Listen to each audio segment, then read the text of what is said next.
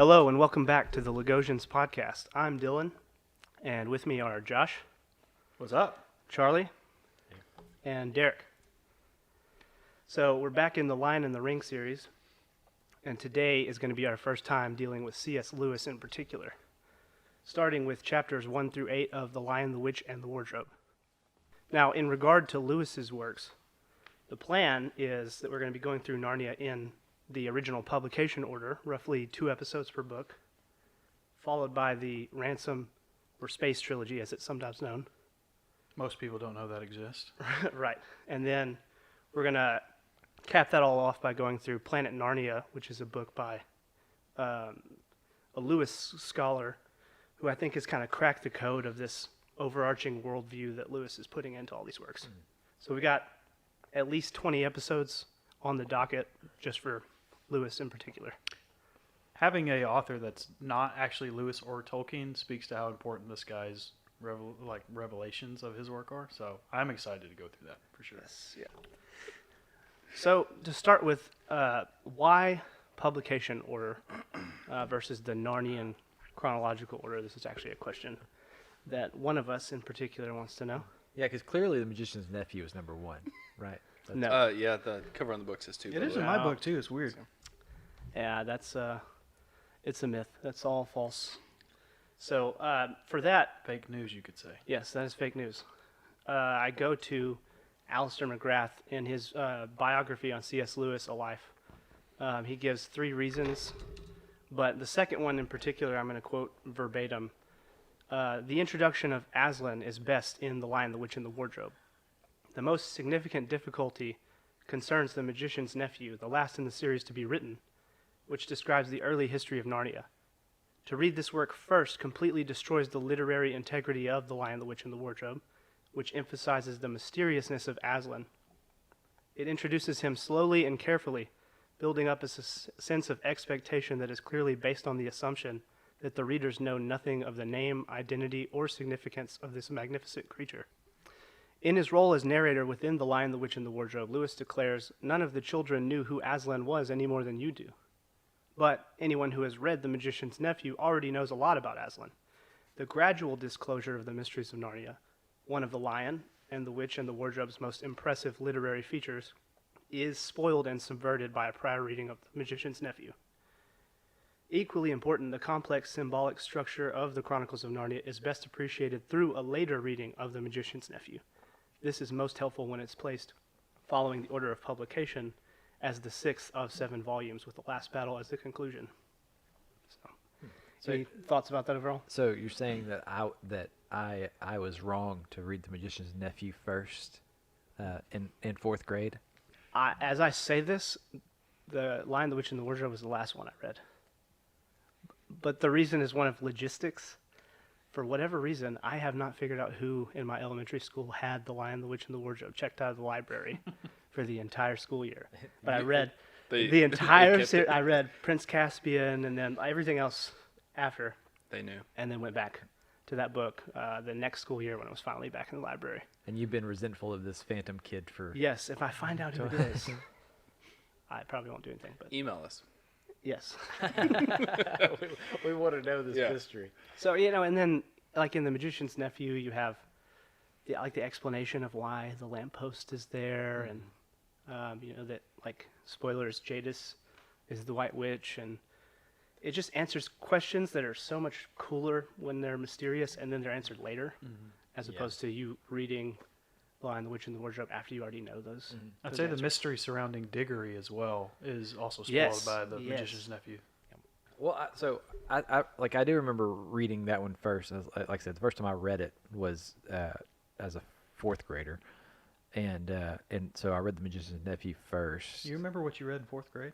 Yeah. I can't remember what I had for lunch. So we actually had to do book reports. Oh. That was right before Accelerated Reader, Yeah. reading started.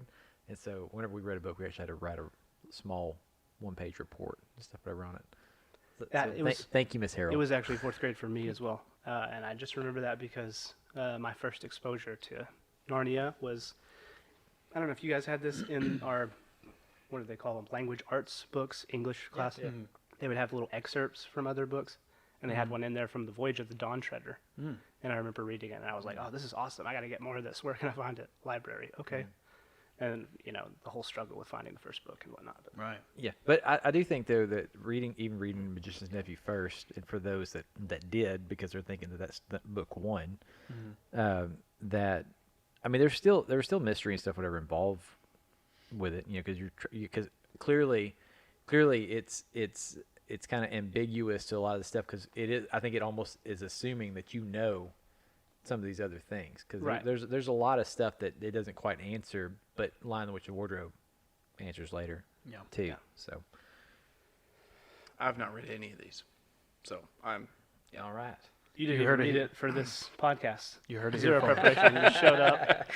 Nothing. I nothing. just saw you guys recording. We or didn't. something. We didn't. We don't even know who this guy is. Yeah. We didn't take note of that. We're not holding it against you. So we'll just.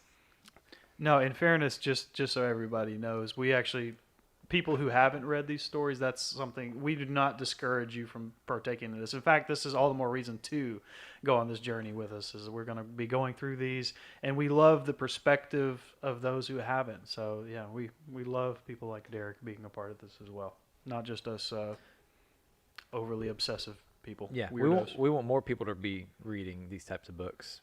Absolutely.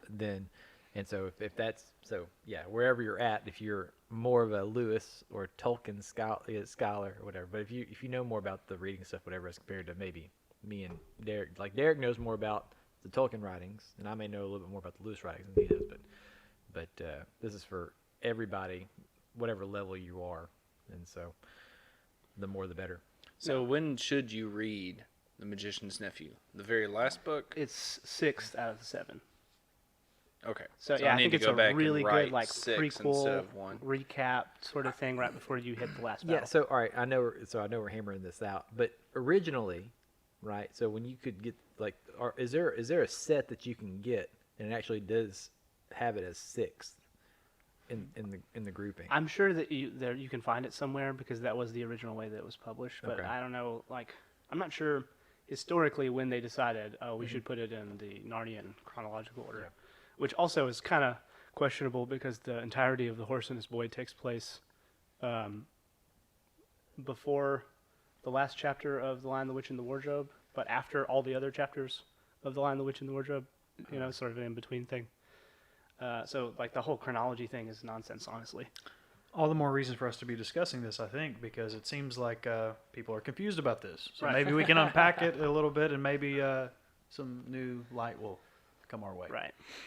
All right. Now, with that in mind, before we get into the text itself, I just want to go over and see if you guys have any thoughts about misconceptions, or just thoughts in general about Lewis, Narnia in particular. I've seen the movie. The movie. The Lion, the Witch, and the Wardrobe, and that was like 10 years ago. Did you see any of those? Nope.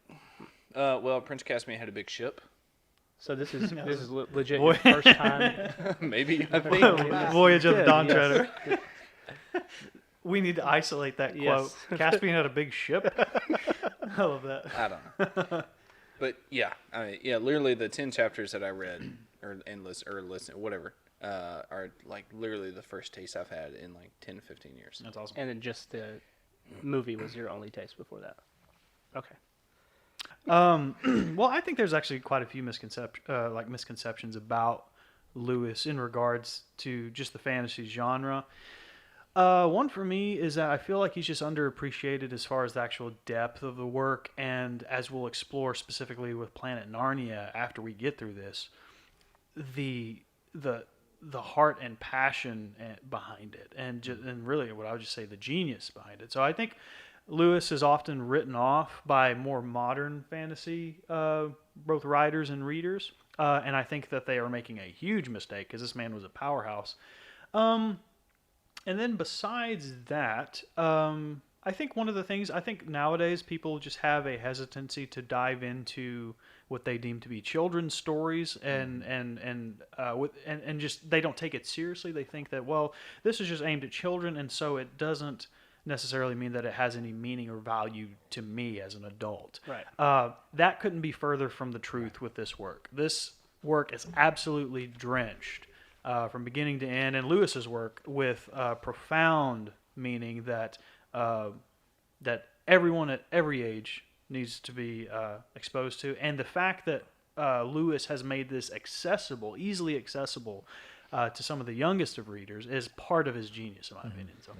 Yeah. With that in mind, about people having hesitancy to get into things that they think are for children, what's the word I'm looking for here? Dedication, I guess, at the start of this book that Lewis wrote to Lucy Barfield, which was the daughter of Owen Barfield, one of the other Inklings. That was his goddaughter. Yes. All right. Yeah. Yes. My dear Lucy, I wrote this story for you, but when I began it, I had not realized that girls grow quicker than books. As a result, you are already too old for fairy tales, and by the time it is printed and bound, you will be older still. But someday, you will be old enough to start reading fairy tales again. You can then take it down from some upper shelf, dust it, and tell me what you think of it. I shall probably be too deaf to hear and too old to understand a word you say, but I shall still be your affectionate godfather, C.S. Lewis. It's amazing. Yeah, it speaks right to this idea that, some of the stuff in fairy tales are timeless truths. Yeah. And you don't age out of truth like that.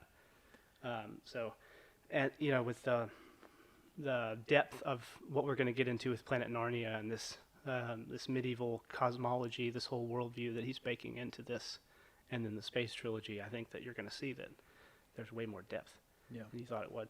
And I would say specifically just intentionality, I guess would be the best word. Like, a casual reader may go through this and not pick up on what he's doing, but on every page, especially I've been noticing during this rereading, is that there's just so much intentionality and thought behind everything that he's putting in here. So yeah, anybody who reads through this and thinks, oh, this is just kind of generic, okay fantasy, like, it's just because it's going over your head.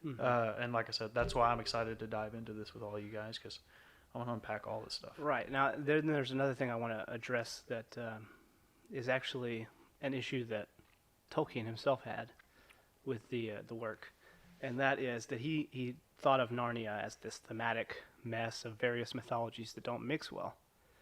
You have these, like, there are Norse dwarves and Greek fauns, Santa Claus is in the story, and so on. And to the layman looking from the outside, the first time you read it, you might think that that's the case, but inside the text, the way that that Lewis presents it, is that in Narnia, all of the myths that we have, we're getting like an echo of it. And this is where they're actually real. And you see the same thing in his space trilogy later with the planetary intelligences and so on that are part of that medieval cosmology. Yeah. But, and then the other way around, he actually does, where in Narnia, our truth here, our myths there, it's kind of interesting how he works it all out. So, Yeah, absolutely. any thought? Well, so when was the last time that each of you said it's just the movies 10 years ago, and this is your first actual read through the book, and then for you it was First time was fourth grade, and then I went back to it, but it's like I haven't sat down and read right back through it like I did then. right. I've used it as a resource more or less than anything. But that's another reason why I'm excited to get into it, because I think that even along the lines of what Lewis was saying in that quote that you gave, it's like I want my imagination to be taken captive of, right, when we're reading stories. And so sometimes sometimes we get so bogged down in just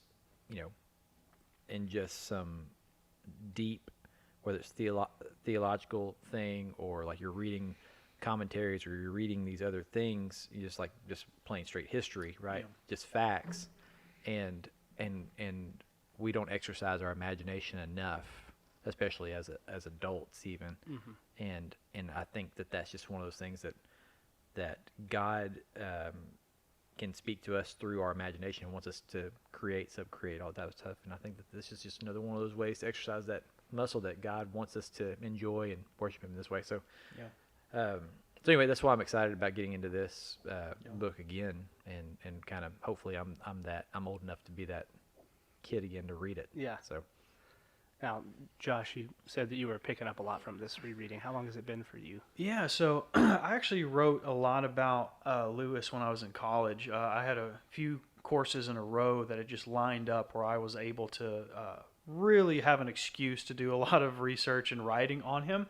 Up until that point, which I think was my junior year in college, I had read, I think, 4 of the 7 in total, or 4 of the 6. Yeah, yeah. To that point, but then in college, I touched on those again. So in total, I have read all of them. This will be my first time, though, actually in this order, sitting down and just hammering through all of them. The Lion, the Witch, and the Wardrobe I've visited like repeatedly over the years, Right. but and then also some other ones like the Final Battle just really is one of those that stuck with me and just has so many of those moments that have just stuck with me, as well as the Voyage of the Dawn Treader, which actually might be my favorite in the series because of some isolated moments. Mine too. But I have actually never sat down and read them just like in the order that we've talked about. So I'm super excited to go Yeah. through it there because I feel like from the quotes that you mentioned earlier and some stuff that we've been discussing, I really feel like some extra stuff is going to go our way. And I've already seen new things like pop out to me this time around, so I'm super excited to talk to everybody about that. One more thing, if you don't mind, real quick on Charlie's point, is I think the idea of like making sure that our imaginations are captive, but that we're also using that as a tool, like Lewis did, to like bring people into the kingdom, I think is specifically important to us as fathers. And I think fatherhood has really like reawakened that desire in me. I know personally. That's why like whether it's going through Tolkien's work or going through Lewis's work, I feel like this is all part of that. And Lewis wrote extensively about how's the quote go? He talks about like let your children know, let them hear of brave knights and dragons and the things that they fight or whatever. Because basically saying if you don't let them believe in that, then they won't look for it in life essentially. And just like Narnia is a reflection of our world or whatever, that's what we're trying to get our kids to see. Or not just our kids, all of us, even as adults. We want to continually live in this headspace where we take these things and keep them and learn them. And to Lewis's quote even, I think we are blessed because we, in hindsight, are able to see what he's doing here. My goal, and I think all of our goals, is that we never reach the age where we grow too old for these. And I think that I've been blessed in that regard so far. These things came into my life at just the right time. Yeah. And hopefully for the people who are watching and listening and reading along with us, I hope that's the case too. Yeah. Like let's just never lose this stuff. Let's not have to get to a point where we're just old enough to realize that these things have inherently deep wisdom more than we could ever imagine. So yeah, it's I've had a kind of a long relationship with C.S. Lewis and his works, but have never read them like we're about to. So. Yeah, well, this is what I've been trying to do with not letting myself age out of it. I've been rereading the Chronicles of Narnia annually now for about 5 years, as well as the Ransom trilogy, and then this will be like the 3rd time that I've been through Planet Narnia. I admire your reading schedule, by the way, and the way you stick to it. I really have tried to learn from that and implement it myself, but specifically the things that you set a schedule, you stick to it, and not only do you stick to it, but then you have other things that pile up because of your rigid sticking to it. So we could all learn from that for sure. It does help when I have Bluetooth headphones on all the time, constantly listening to audiobooks. And don't like... No, I'm just kidding. I was going to say, and don't like people, but that's not true. Well, somewhat. Like-minded people. Yeah. So what you were talking about, like with kids and not being too old, Tolkien has a quote. I read it the other day. Sorry, it took me a second to find it. I wondered what you were doing on the phone. I was like, is he texting right now? It says, fantasy is escapist in that is its glory. If a soldier is imprisoned by the enemy, don't we consider it his duty to escape? If we value the freedom of mind and soul, if we are partisans of liberty, then it's our plain duty to escape and to take as many people with us as we can. This is building off of the Chestertonian idea that we explored a little bit of in episode 1, where the idea that imagination and reason are counterpoints that should be used together. It is, if your mind, if all you live your life by is just by what you can see and what's rational, what you can explain, according to Tolkien, you are actually living in a prison. And Yeah. that is exactly what this type of medium is for. The fantasy and fiction is meant to liberate our minds so that we can have a more holistic way of viewing the world. Right. Well, I mean, creativity. I learned this throughout college. Can be tied with imagination, but it's very much just like a muscle. You have to work with it. You have to like work it out. You have to build it up to get that creativity and that imagination to where you want it to be. Hey, you just checked out our Lagosians podcast. Thanks for stopping by. We appreciate it. Our next video will continue this conversation. In the meantime, find us on Facebook right here. You can also find us on Instagram right there. And right here, you can check us out on YouTube. Be sure you subscribe, hit the bell, and then also comment. We like to interact with you guys. And so if you could comment on a question, maybe you have some sort of insight that we didn't see, go ahead and drop that below. And be sure you share it with your friends, because I'm sure, just like you, we have a lot of people that we like to have this type of discussion about. So share it with them. I'm sure they would love it, and we'll see you next time.